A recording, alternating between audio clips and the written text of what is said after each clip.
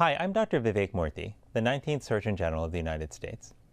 I'm honored to be included in this year's Michigan Recreation and Park Association Annual Summit.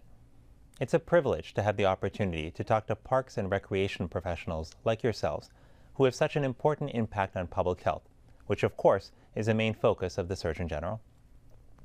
Chronic diseases are responsible for 7 of 10 deaths each year, and treating people with chronic diseases accounts for 86% of our nation's healthcare costs.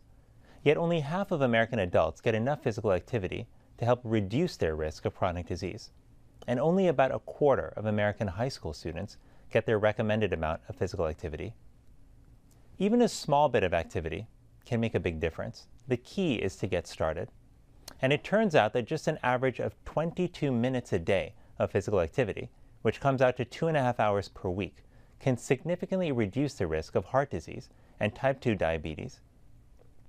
Physical activity has long-term health benefits, and walking is the simplest and easiest way to get the aerobic physical activity we all need. Now, to be honest, for a long time I wasn't much of a walker. But a few years ago, shortly before we released our Surgeon General's call to action to promote walking and walkable communities, I made a decision to make walking a bigger part of my life. I started walking to and from work. I began catching up with friends over a walk instead of coffee. I chose to walk instead of driving whenever possible. Not only was it good for my health, but it also cleared my mind and contributed to my emotional well-being. Walking can be a fun, easy, and affordable step toward building a more active and healthy lifestyle. It requires no special skills and can be done almost anywhere, alone or with others. It can be modified for individual needs and preferences, making it accessible and adaptable for Americans of all ages and stages. For persons living with disabilities, walking or moving with assistive devices is also possible.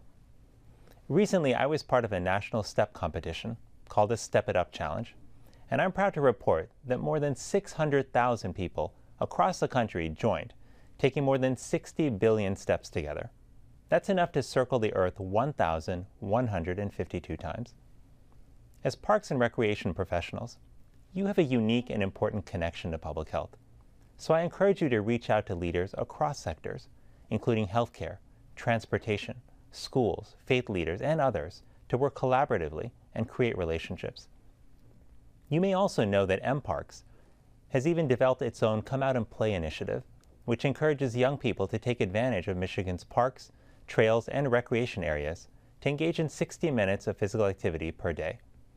This program was piloted in more than 40 communities across the state since 2015, and it is now a resource available to you. Together, you can motivate and inspire anyone to get outside and make a positive change to improve their health.